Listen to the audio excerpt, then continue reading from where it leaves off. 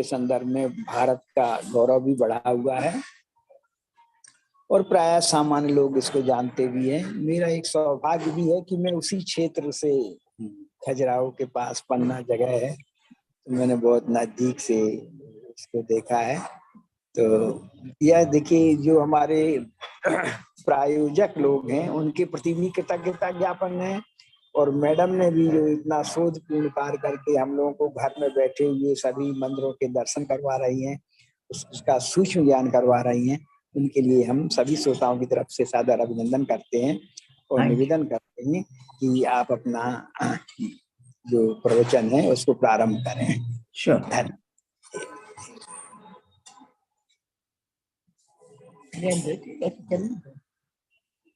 Okay. Namaste. Namaste. And as Dr. Jain was saying, I'm sorry for the interruption, but yeah, we are all going to resume now. And hopefully there won't be any more such interruptions in the future. Okay. So we are going to start with from where we left last time. Yeah.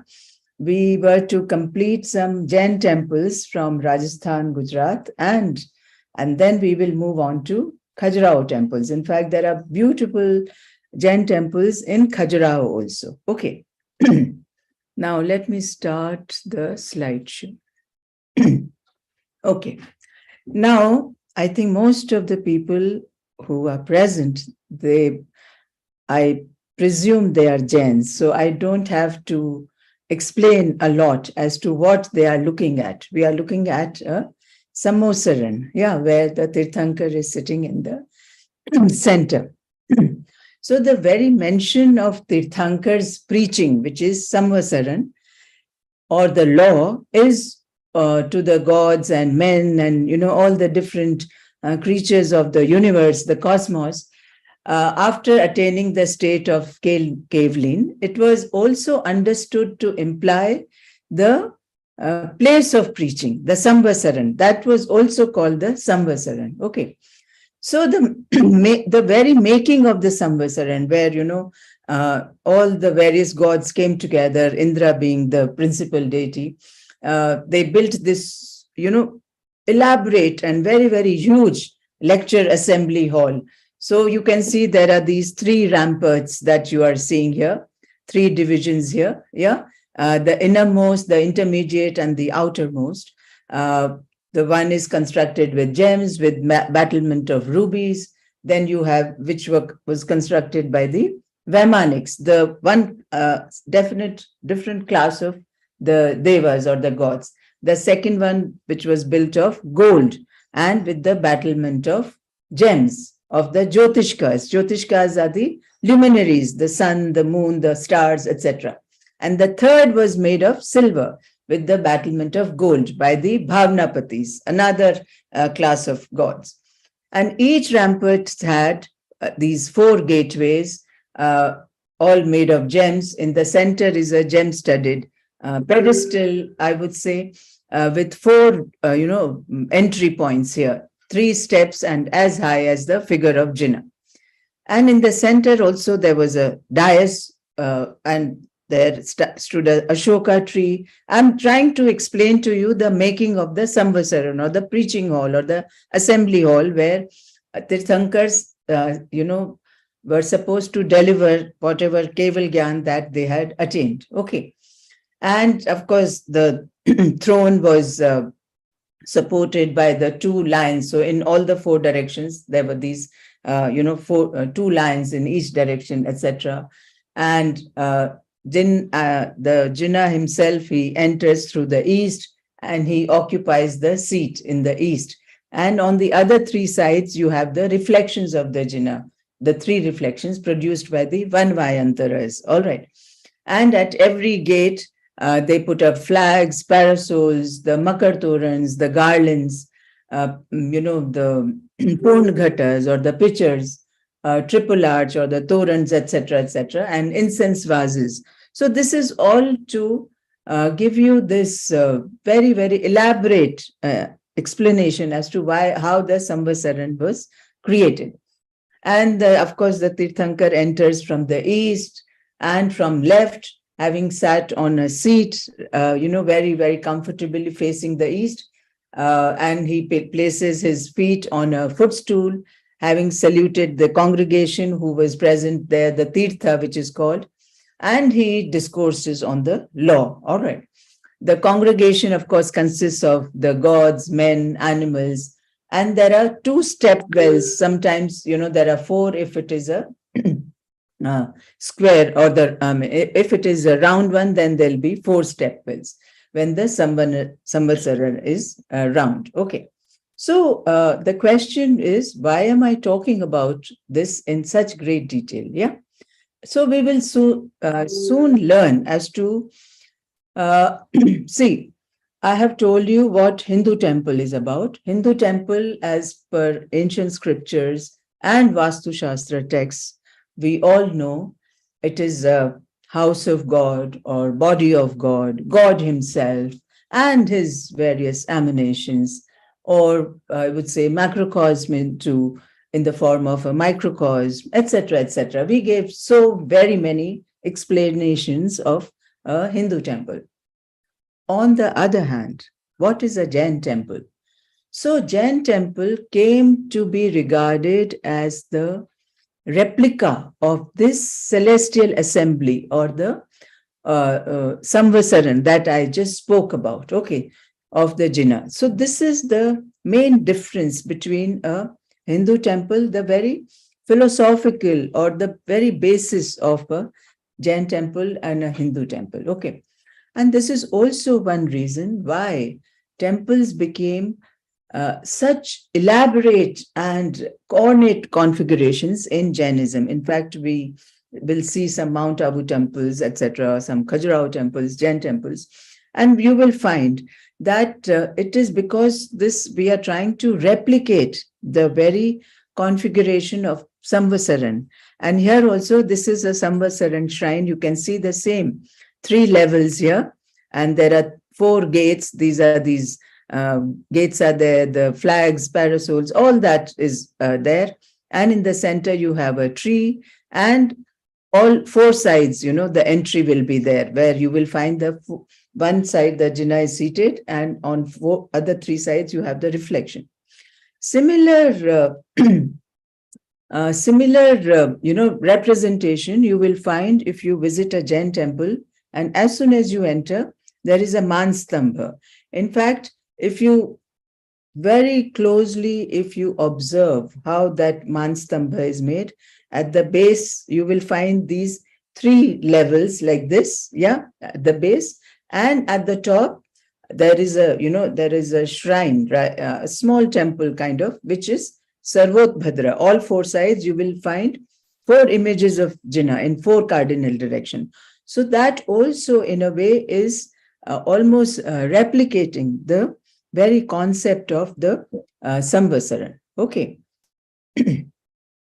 In fact, the textual description and the dimension of the Samvasaran posed a huge challenge, actually, for the architects to present this very concept in a physical form, because, the dimensions are very, very huge when you talk about Samvasaran, okay.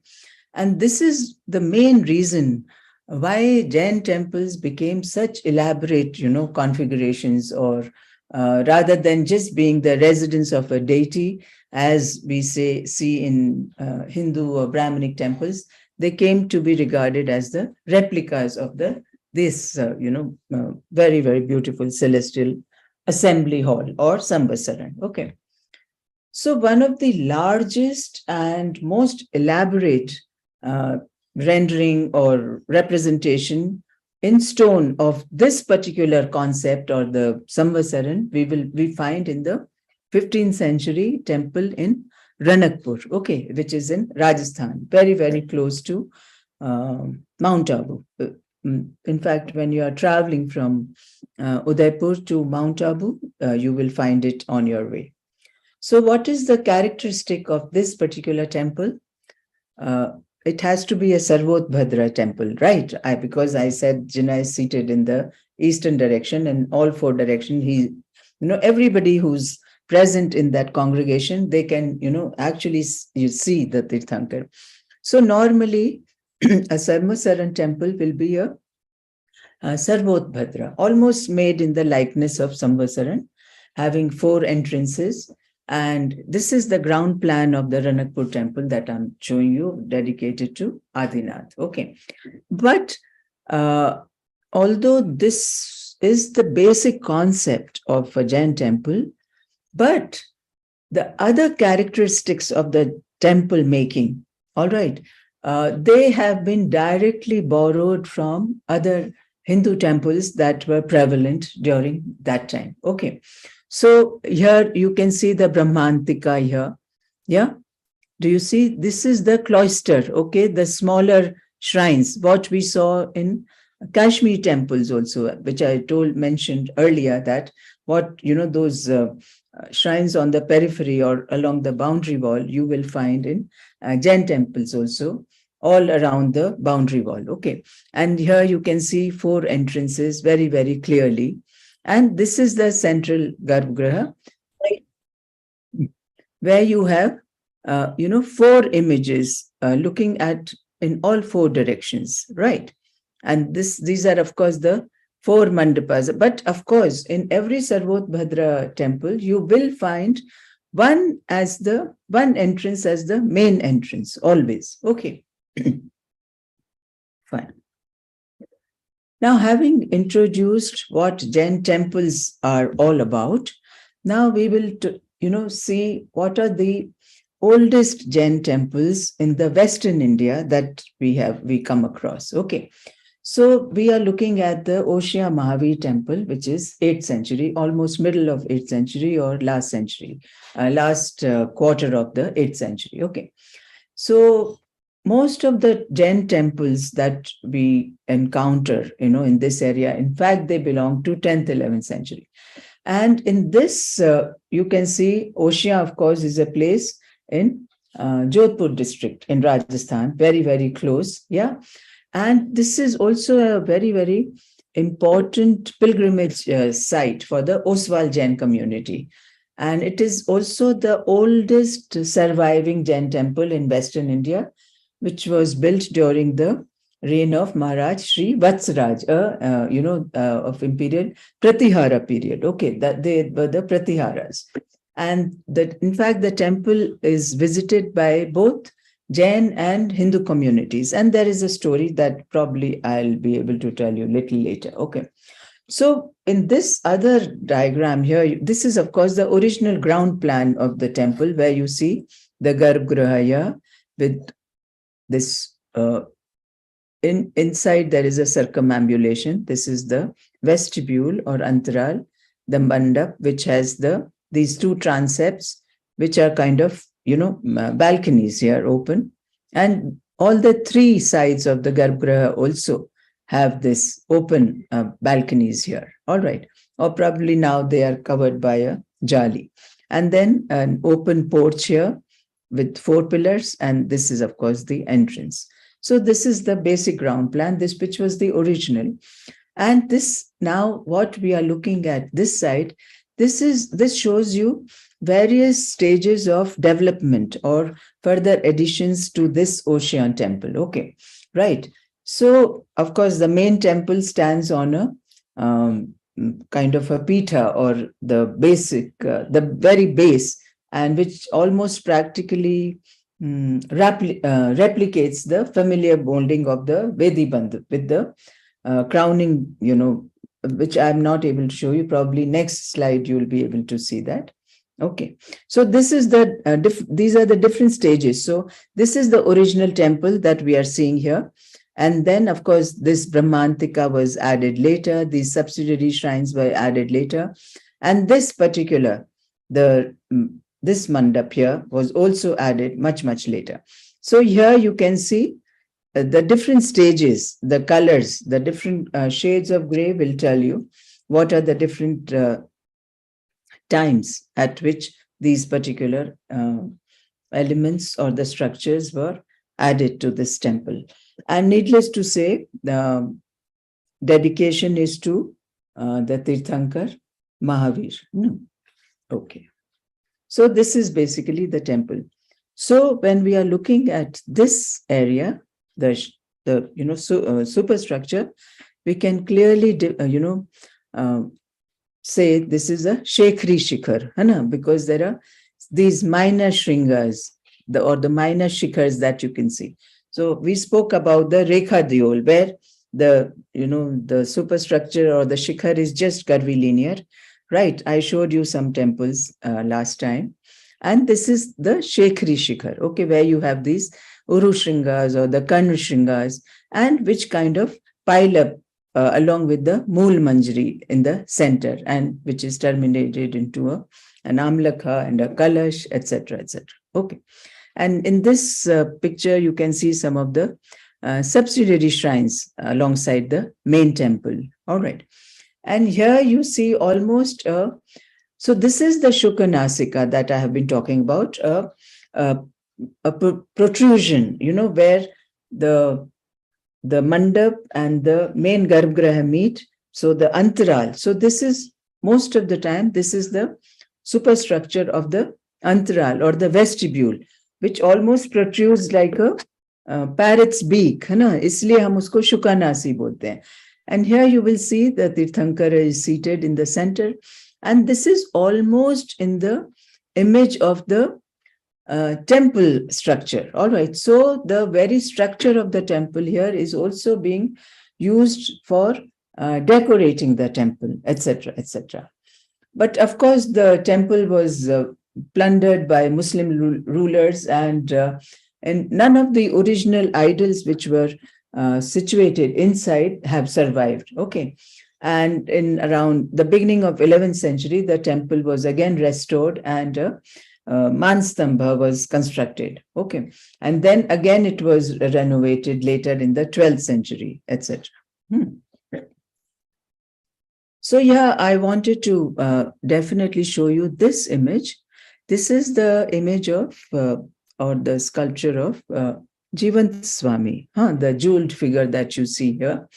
So this is the stage in Mahavir's lifetime when it is just before renunciating the world, in his palace when he's seen meditating. Okay. So the very concept of Jivan Swami is only prevalent in Shwetambar sect. In fact, amongst the Digambars, they do not have anything like, they do not talk about Jivan Swami, etc., etc. Okay. So the Mahavir temple is a very, very important tirth for the Jains. In fact, there is an inscription found at the Sachya Mata temple, which is almost, in this, same area which is present, and it is dated, in fact, this inscription to 956 AD. And it was also built by the King Vatsaraj. All right. And in fact, that inscription talks about this Jain temple, and that's how we get the date of this particular temple. All right. So in fact, there is a Jain legend as to, there was this one Acharya, Ratnaprabha Suri, who was, there sometime in the 5th century BC. All right. And he restored the life of son of a prominent Brahmin. Following this, even the villagers concerned, or they in this area, converted to Jainism. And this place also is considered to be the the origination of the Oswal community. Okay. And in fact, witnessing the power of the Ratnaprabha Suri, the goddess Chamunda, all right, was compelled to become a Jain vegetarian deity, it is said, and became the protector deity of the temple, protecting the devotees as well as the temple, who worship image of Mahavir in this temple. So Ratnaprabha Suri then, of course, named her Sachya Mata, the other temple, and as she truthfully, advised Ratnaprabha Suri to stay in Oshia during Chaturmas. Okay. So the idol of Mahavir was in fact discovered buried at a temple site nearby. Okay. The original idol, which was consecrated inside the Garbhagriha. Okay. So from 10th to 13th centuries, I would say this was the golden age for Indian temple architecture, the medieval period, high medieval period. Okay. And magnificent Jain temples were built during this particular period. We have the Parshanath Jain temple made during this period, at Khajuraho, the Adinath temple. Then we have the Girnar and Mount Shatru Jain temples. Then we have Mount Abu group of temples, Hoysala kingdom, Jain temples we have from Karnataka. Okay. So what we are looking at are the four, very prime, very important Jain temples at Mount Abu. So unlike Hindu temples, the Jain temples are not shrouded in, semi-darkness that we have been talking about, the Garbhagriha, since the focus is on purity of soul, or of attaining knowledge. So we always associate knowledge with light. Whenever we start something, we are always lighting a lamp so that all the darkness kind of vanishes from our physical environment as well as, from our mental state also, right? So these are, of course, there's another fifth temple, small one, but we'll primarily be talking about these four temples dedicated to different Tirthankars that I have put it on the slide also. Yeah, mainly the four temples we will talk about. Usually open on all four sides. Here you can see all four sides, they are open. Yeah. And so most of them, in fact, all three of them are made of marble brought from the Arsuri hills nearby Ambaji, which is, of course, Ambaji marble, we know, very, very, absolutely pure white. And the light which actually filters through the courtyard, right? That's what gives it so much magnificence, I would say that. But also, these temples were partially destroyed by Alauddin Khilji during, an invasion. Yeah. Dilwara, I should tell you, it's in Sirohi district, in Mount Abu. And these are, of course, group of world-famous Shwetambar Jain temples, decorated with very, very highly ornate, stylized, vibrant, and delicately carved, very, very delicately carved sculptures and architectural motifs that we see in white marble. Okay, that's the beauty of these temples. These temples were, in fact, not always there was royal patronage. All right, they were mostly endowed by the ministers, the traders, or the rich Jain community. Okay. In fact, the typical feature of these temples is they are absolutely stark or plain on the exterior, but very, very intricately carved from inside. Okay. So this, in general, this is, of course, the Vimal Vasahi temple facing east. So it's very important to, I think I mentioned earlier also, the direction of the compass, right? That will actually guide us as to which side the temple is facing. So when we are looking at the compass here, it's facing, we all know it always faces in the north, right? So we have this Vimal Vasahi temple. Vasahi, Vasadi, these are all different names of temples, right? And this is facing east. Then you have Luna Vasahi facing west, right? And then these are two more temples that we have. So Vimal Vasahi is, of course, dedicated to Adinath, Luna Vasahi dedicated to Neminath, then Pitalhar Vasahi to Adinath again, and the Parshna temple, Khartar Vasahi. And you can see this again is in the shape of Sarvotbhadra, Chaumukha temple that we see here. Okay. Okay. Quickly, we'll go through all these. So Vimal Vasahi built in the 11th century, 11th to 12th century, in fact, till the end of 12th century, there were, a lot of additions that were being made by Vimal Shah, not a king, All right. He was the minister of Bhimavan, the Solanki king. All right. And dedicated to Rishabhnath, east facing Nirandhar Prasad. When I say Nirandhar, means what?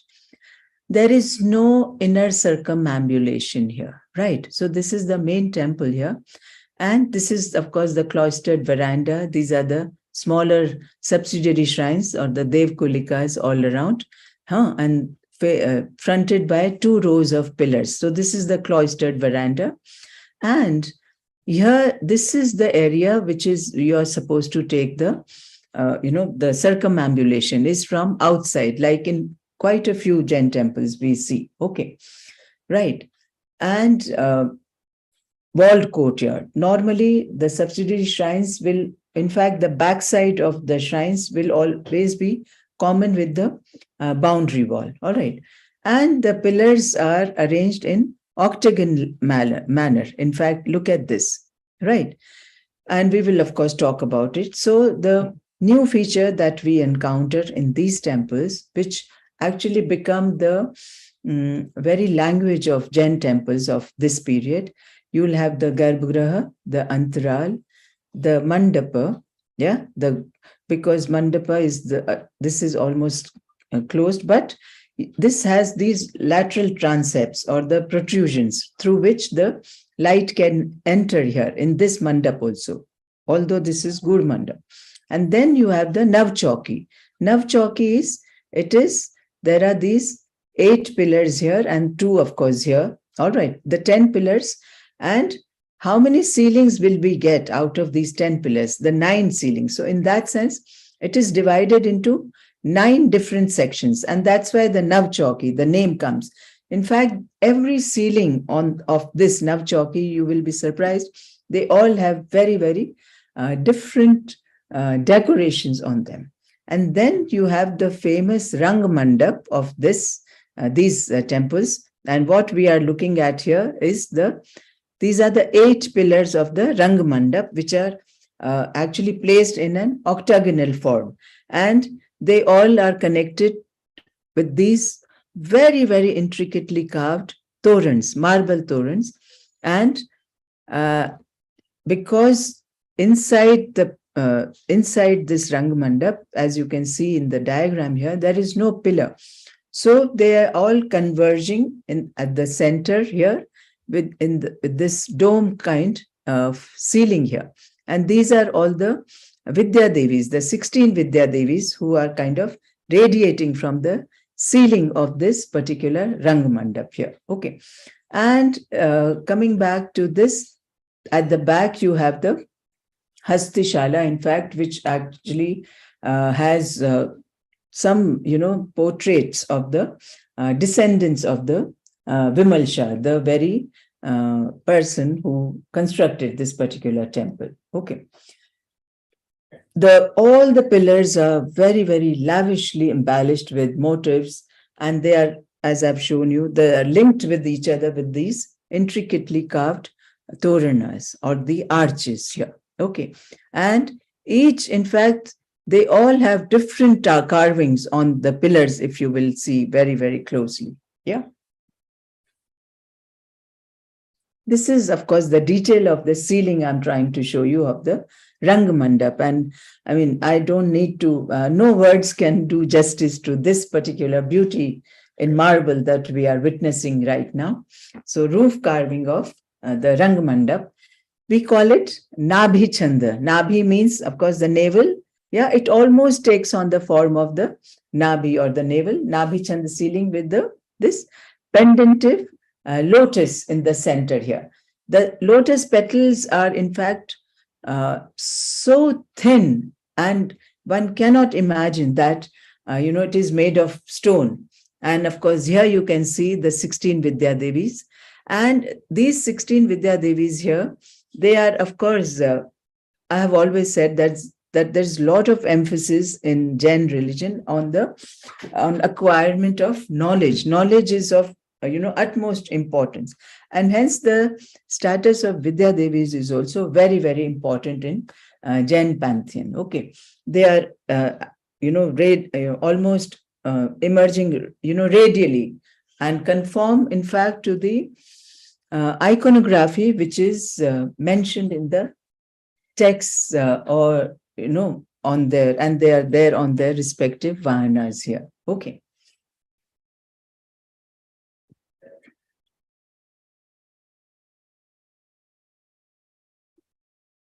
Yeah. Okay. Let's move. In fact, in this, if you see this lotus bud here, the blown, you can see some figures of the dancers and the musicians here on the top, on such a small, space which is available. So in that sense, we say all the Mount Abu temples, in fact, not even an iota of inch is left, which is without carving at all. Yeah. Yeah. So this, of course, we are looking at the corridor or the Brahmantika, the cloistered pillared veranda, okay, with minor shrines. So if we are looking, see here, you can see part of the doorway of the Devkulika, or the smaller, subsidiary shrines that we find. And this is, of course, the passage, which is here. Here you can see, and each, the distance between the two pillars here and the two pillars, each ceiling is carved in a very, very different fashion. And you have all kinds of gods and goddesses, the Indra, Saraswati, Ambika, Chakreshwari, all these different, goddesses are depicted in marble on these ceilings.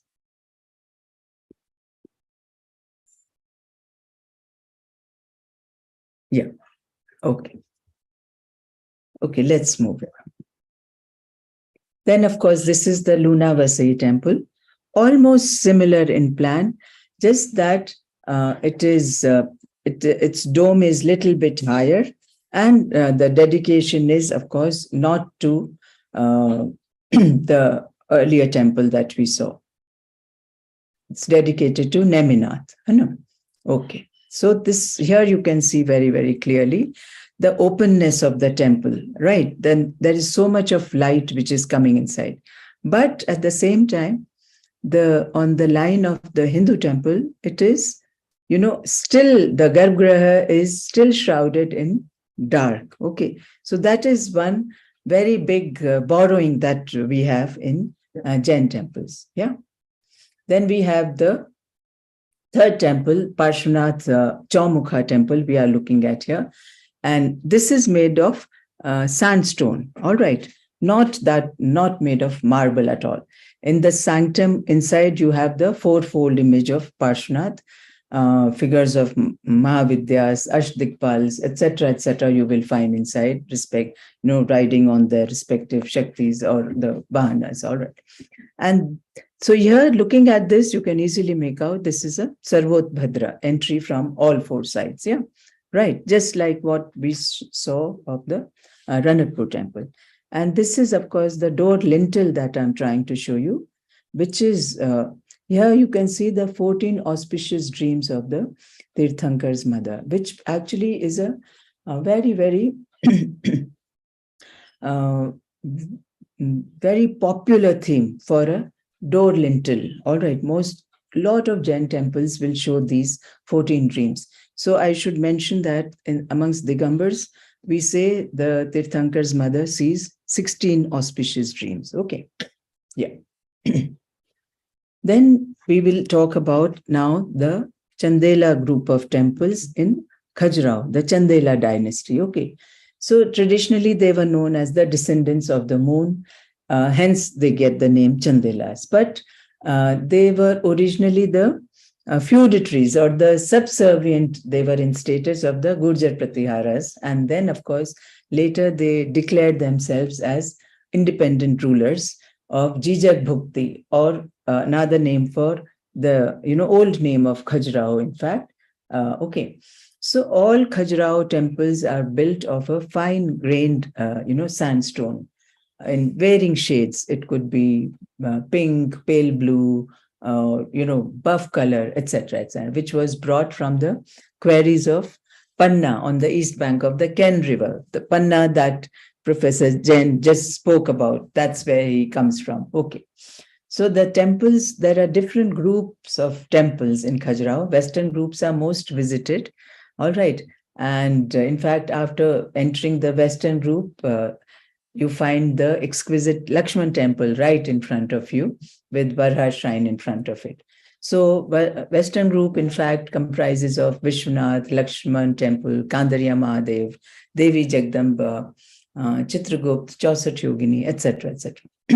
The Jain complex has, which is called the Eastern group, has the Parshvanath, Shantinath, Adinath, the Ghantai temple, etc. And then there is Southern group, which talks about, which has Duladev temple and Chaturbhuj temple. Okay.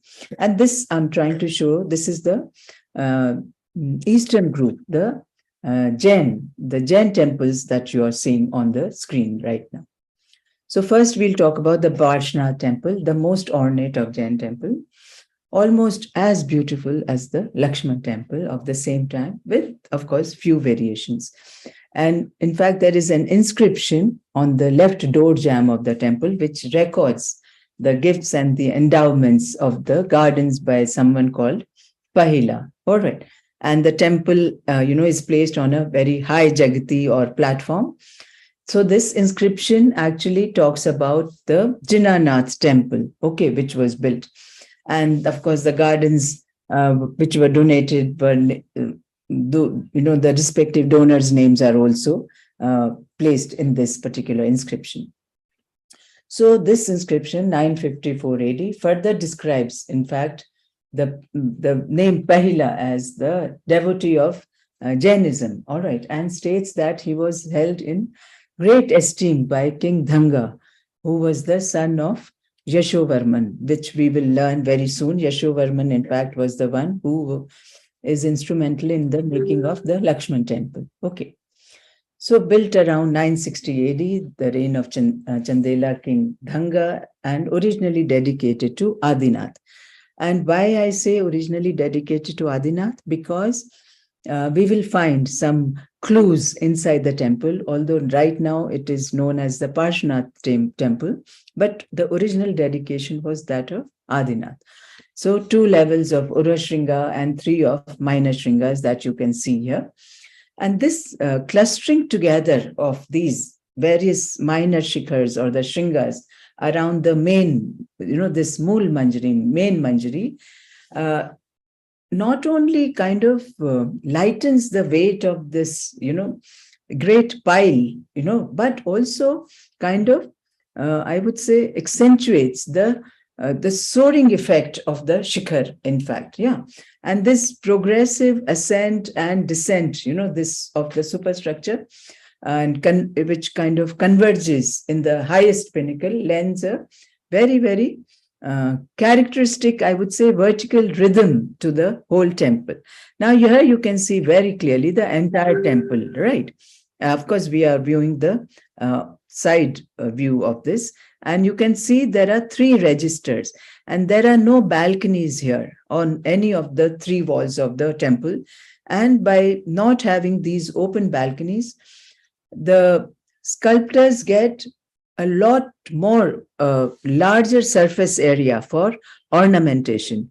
And for light, of course, and air, there are these, grilled windows that you can see here, but not those huge balconies that we will encounter in later temples. Okay.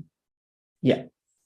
So here you can see the different minor shikhars, yeah, the Uru Shringas, the Karn Shringas, very, very clearly. And we spoke about this, part very nicely earlier also, the Chandrashalas or the Gavakshas.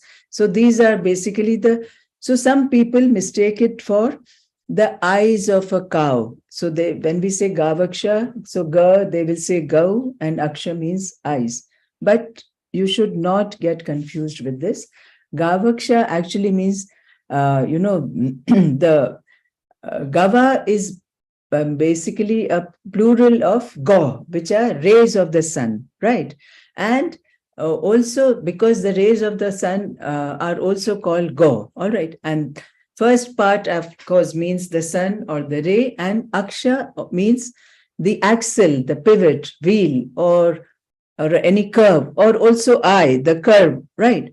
So in that sense, I also told you earlier when I spoke about the Gavakshas, that these decorations or the small minor, these Gavakshas, it's not to let outside light get inside the temple, but it is the illumination of the deity within the Garbhagriha, and through these solar rays, or the wheels of the rays, that it is emanating from inside to outside. That is the whole idea of these minor Gavakshas on the shikhar, or all around the temple walls also.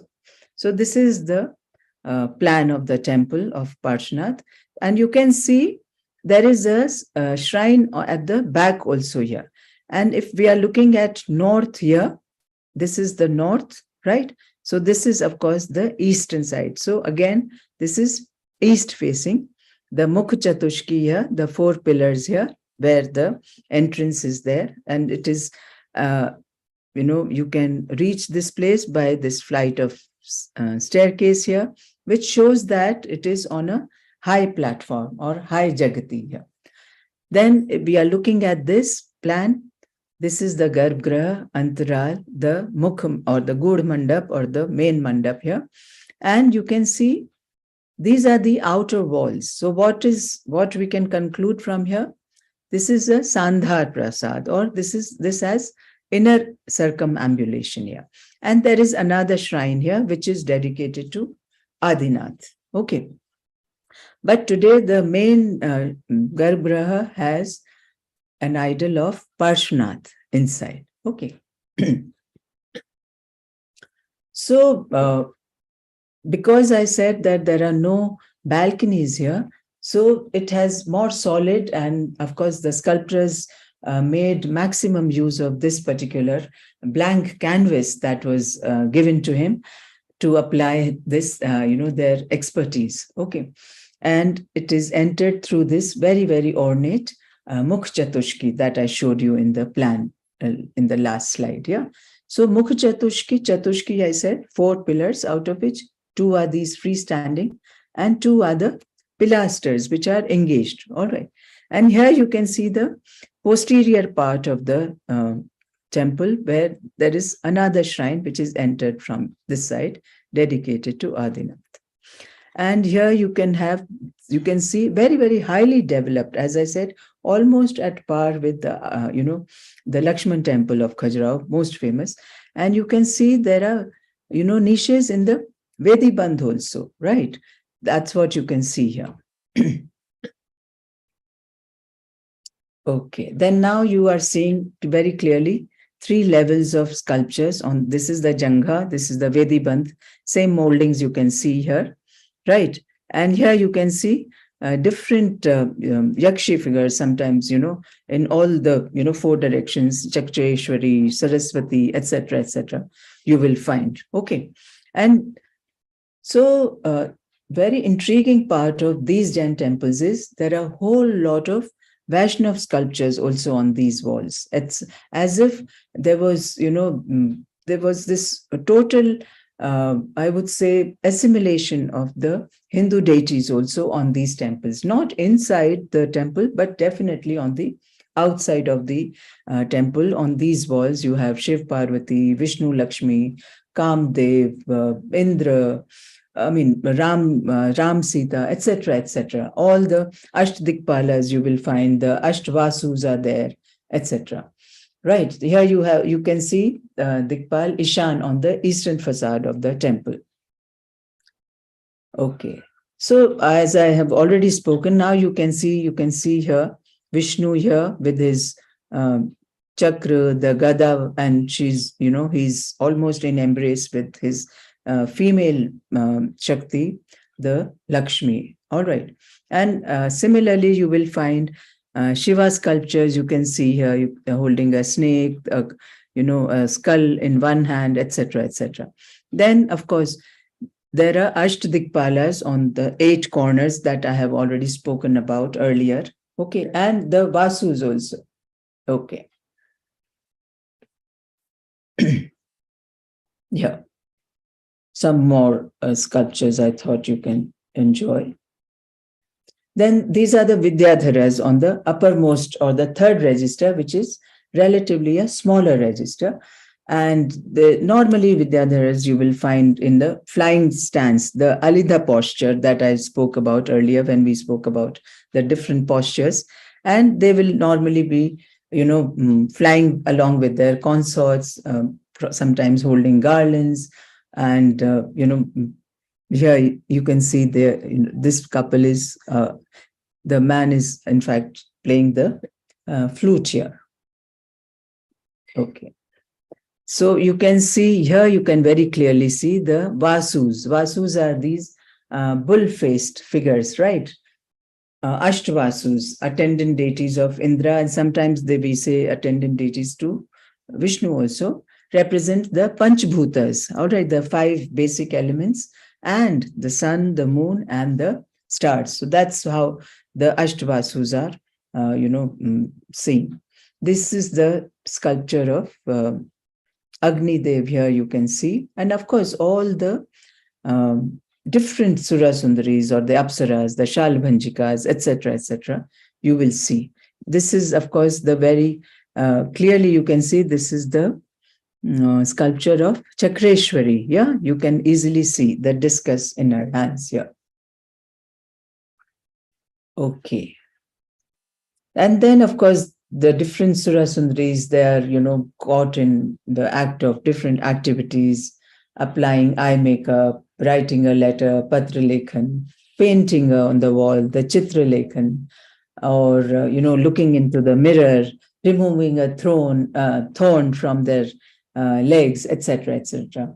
In fact, the very, turn or the twist or the flexion of the body exhibit huge sexual appeal, I would say, to the onlooker. Yeah. So here you can see Lakshmi Narayan here on the left side. Here you have Ram and Sita, of course, and Hanuman also at the base. So we already spoke about Mithun. No? So how auspicious it is to have, and what is the meaning of a Mithun, the very symbol, okay, which is carved on the door jambs of the Garbhagriha or the walls of the temple, because it is actually the union of Atma with Paramatma. And this particular union, we say, is moksha, all right, or the state of being a couple. And that's why these couples, or, of course, there are different classes of these mithun that we will not get into, which is beyond the scope of this course. But yeah, for your knowledge, you should know this, that they are considered to be very, very auspicious. So the question is, I think I spoke about it earlier also, why on temple walls, these Sur Sundaris, yeah? The celestial beauty, Apsaras, Nartaki, Yakshini or Dig Devi. So it is said that they are the active powers, or their images are the embodiment of movement. As Apsara, she's moving in the atmosphere. As Yakshini, she's moving in the vegetation. Yeah. Okay. As you said, hello, 1 second, just a minute.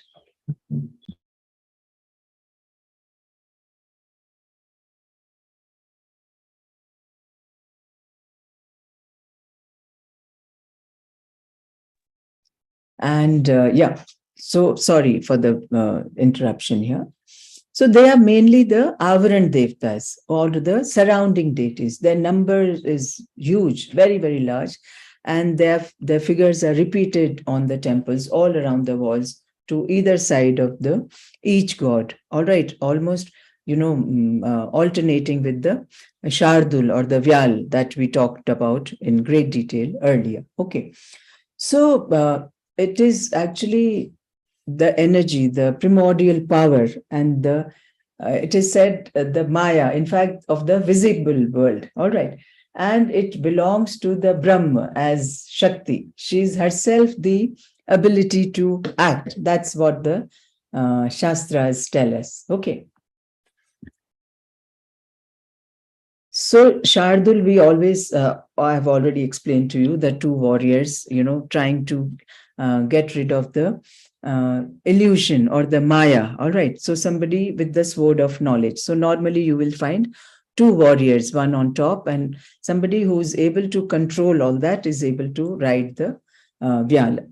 So while every man is not equipped to ride the Shardul or the Vyala, he may be led by the Shakti and grasp the meaning of the by looking at the different hasta, postures and actions, in fact. So I would say, while the Shardul is an agent of active man, various images of Shakti assist his contemplative and passive nature. Okay. So the image of Shardul and the Sura Sundaris or the Shaktis are collateral, I would say, and they alternate on the temple walls. Okay. So, of course, there is vast array of Vyalas with different heads I spoke about earlier. Vastu Shastra talks about many, many kinds. Here you can see the Vyala which has a head of a parrot here. Okay. And of course, again, different sculptures. You can see Kam and Rati in Alingan, Kuber. Here you can see Sita in Ashok Vatika, right? Then this is, of course, the elaborately carved ceiling, which again becomes, we saw the Mount Abu ceilings, and this coffered kind of, this Nabi Chand ceiling, becomes very, very prevalent in that time. And of course, it's a square ceiling, but the center is, it's a samtal ceiling, in fact. Yeah. Okay. This is, of course, the entrance of the Garbhagriha. You can see the interior consists of here you can see the circumambulation, inner circumambulation, the Pradakshina Path very, very clearly. And inside the image is that of black stone of Parshvanath, which was installed much, much later. Okay. And you can see the 4 pillars that are supporting the ceiling here of the Mukha Mandap. All right. Sorry, not Mukha Mandap, the main Mandap, the Mahamandap. The door frame has 5 shakhas here decorated with Ganas, Mithunas, and of course the lintel has the Navgrahas on top. Okay. And there is a seated Jina in the center, and there is Saraswati inside the upper portion. All right. And 5 Jinas are there on the top here. You can see that. And this is the detail of the same door frame that I'm trying to show you here. Okay. So why do we say that it was dedicated to Adinath? Because the original Parikar frame, the pedestal of the image where Parshvanath is sitting, that has bull cognizance. And we all know bull is the cognizance of Adinath, the very first Tirthankar. Okay. And this was the reason that we say. And also on the door lintel, we have Chakreshwari, who's the Yakshi of Adinath again. All right. So these are the 2 reasons that come to us that we say, and this was originally dedicated to Adinath. Okay. And this is the posterior shrine where there is an image of Adinath. Even today, I told you that there is another shrine at the back, which needs to be entered from the west side. And this is the image of Adinath inside. This is another very interesting temple, Ghantai temple. The very name comes from these decorations of these bells, yeah, and the chain motifs emanating from the, face of a Kirti Mukha, yeah, right? And that's why all these pillars are decorated with this same kind of motif. And it is said that although the name is Ghantai temple, but from the door lintel and also from the Dwar Shakhas, we come to know that it was dedicated to Adinath. Okay. And it is said that it must have been a huge temple because of the size of the pillars and the entrance that we see here. And it must have, it would have even I would say it would have, it would have been greater than the Lakshman temple also in size. Okay. This is the Adinath temple, the third temple that we are talking about in the Khajuraho group of Jain temples dedicated to Adinath. And almost the same, but not as elaborate as we saw the Parshna temple. And this, of course, is a later addition that we, you can easily make that out. And these are, of course, all the different sculptures that we find, just as we saw in the earlier Parshna temple also, almost similar ones. Yeah. The pranalaya, you can see the water shoot normally, which is present in, Hindu temples for the release of the water of ablution, which you are finding it here in the shape of a makara. And this is, of course, the relatively a new idol, which is consecrated inside the Garbhagriha, made up of black stone. And you can recognize Adinath's sculpture by, the hanging, locks on his shoulder. Yeah, that's how you recognize. Okay. So just as we saw a lot of Hindu deities on the Jain Khajuraho temples, similarly, there are many Tirthankar images also on Brahminic temples at Khajuraho, like the Devi Jagdambi temple, Shiva temple, the Bij Mandal temple, all of them, they all have the Tirthankar images also. So in that sense, I would say that there was a lot of this intermingling and religious tolerance between the different religions that were there. And then now we come to the famous Lakshman temple, symbolized as the power of the Chandelas marching from the chieftains to the kingship. All right. And the image which was installed by the king Yashovarman in the Garbhagriha, and which was then later consecrated by his son Dhanga, was made of metal.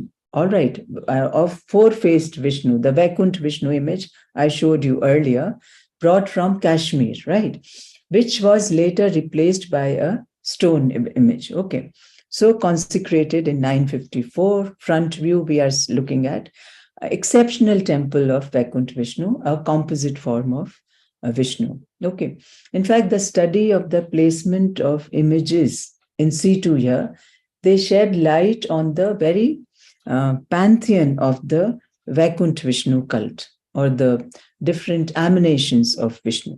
So this is, of course, the basic plan.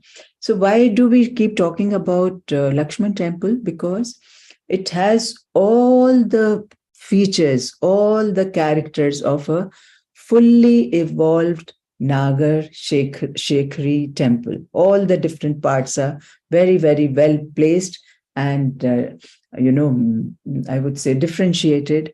And all the four subsidiary shrines are totally intact in four corners. And so that's why we always consider this as the ideal model for a Nagar temple, Shekhri temple. Okay. So Pancharatha, now here you can very clearly see the 5 projections on one wall. So this is the wall of the Garbhagriha.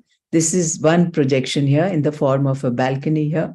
Then this is the second projection, little smaller, and this is the third one, meeting at the corner.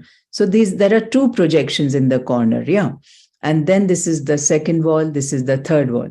So because there are 5 projections on a wall, so it is called the Pancharatha Triyanga. Triyanga means this is 1, this is 2, and this is 3. These 2 are being repeated on the other side. So Triyanga Pancharatha temple, very clearly the Mukha Mandapa, the Mandapa, and then this is the Mahamandap, the Antaral, and all these numbers that I'm showing you, these are all the images that you find inside the temple. And these are the main niches that I think I showed you earlier also, which has the images of Varaha, etc. I think we'll show you.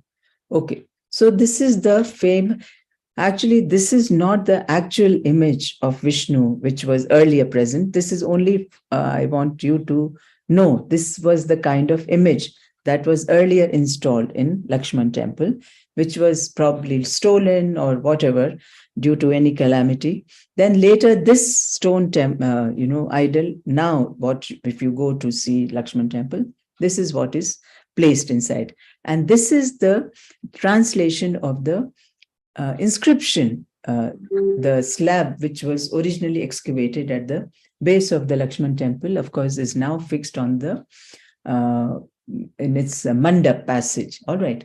And the inscription is dated to 953, 954 in the reign of Dhanga, who was the son of Yashovarman. Okay.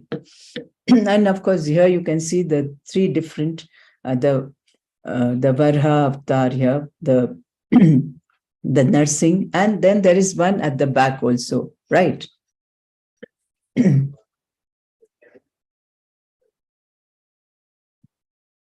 And this is inside the Garbhagriha. Is it okay?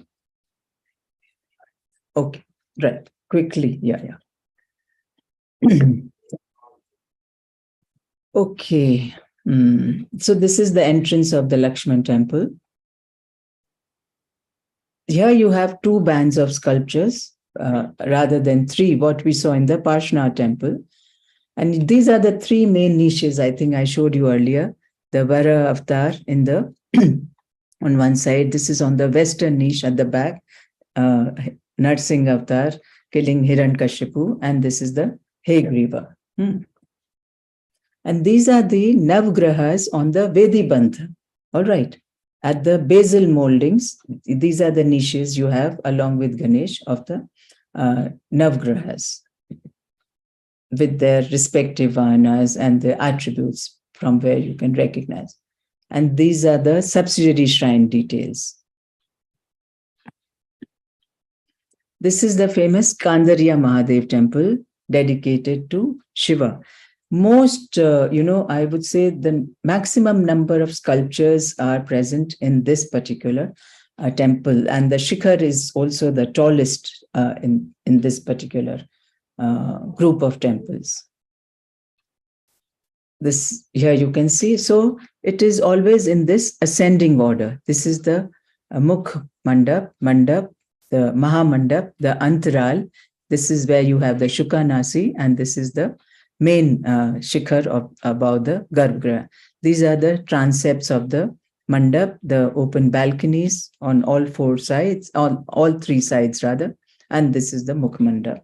And it has a double, in fact, here you can see the grand shikhar, which is decorated with ascending series of 84 smaller shikhars, in fact, intricately ornamented. Yeah. These are the Vedibandha, niches where you have the Saptamatrika figures along with Ganesh and Veerbhadra. This is the entrance where you have the double looped Makar Toran at the entrance. This is the only temple where the platform also has the similar projections to what you have of the upper portion of the temple. And I spoke about the 5 aspects of Shiva earlier, the Sadashiv. In fact, this particular image is present inside the Kandarya Mahadev temple, which talks about the different emanations of Shiva also. Then there are many sculptures which are also inspired by the literature of the time, like how you have this one, Mrichikatikam from Kushan period. This is Geet Govind, the creation of Jayadev. Similarly, during Khajuraho period, the play Prabodh Chandrodaya by Mishra, Krishna Mishra, was very, very popular. And here you see different characters which are being played out. The Mithya Drishti here, the Karpur Manjari here, the King Vivek here, the Mahamoha here, engaged in all kind of sexual activities, etc.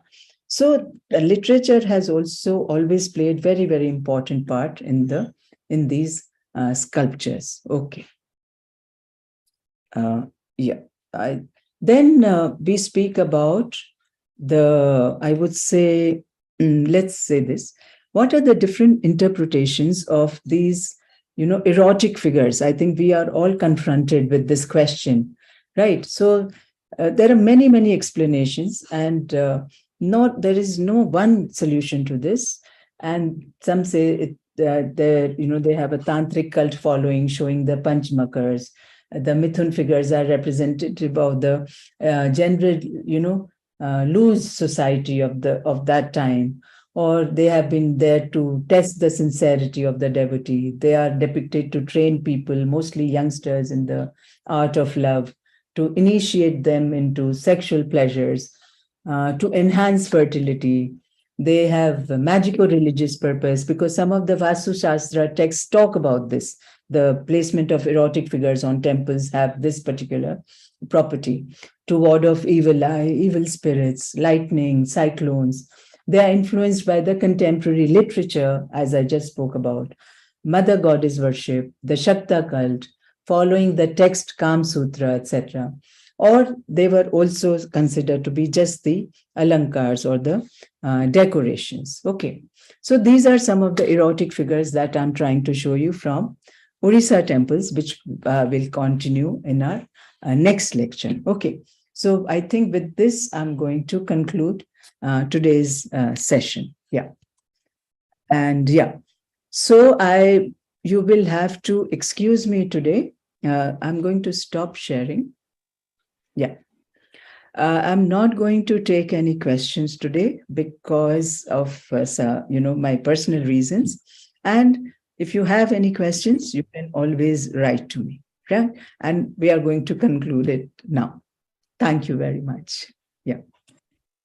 Thank you ma'am के लिए बहुत बहुत धन्यवाद हम सभी लोगों की तरफ से, सभी श्रोताओं की तरफ से, कि आपने अपने इतने व्यस्त कार्यक्रम में इतने गंभीर विषय को हमारे सामने प्रस्तुत किया। इसके दर्शन तो कराए ही, इसके पीछे जो दर्शन छिपा हुआ है उस पर भी आपने प्रकाश डालने का प्रयास किया, जिससे कि हम लोग की जिज्ञासा बढ़ती है। तो मैं पुनः आपके प्रति आभार व्यक्त करता हूँ। अगला जो हमारा 4 मार्च को सेशन होगा, उसमें परमेश्वर महादेव, मुक्तेश्वर और लिंगराज मंदिर पर विस्तार से चर्चा होगी। मैं पुनः मैडम के प्रति धन्यवाद ज्ञापित करते हुए अपने प्रायोजकों श्री राजकुमार जी ओसवाल, श्री निर्मल भोगीलाल जी मुंबई, श्री धनेश जी के परिवार को एवं मातु श्री राजकुमारी सुमेर चंद जी परिवार का भी हार्दिक अभिनंदन करता हूं कि उनके द्वारा प्रायोजक बनने से यह कार्यक्रम सफल हो सका है, तथा कार्यक्रम की संकल्पना प्रोफेसर JV शाह जी की है। उनके प्रति भी हम सबको कृतज्ञ होना चाहिए। इन्हीं शब्दों के साथ आज का कार्यक्रम हम लोग यहीं पर विराम करते हैं। सभी को धन्यवाद।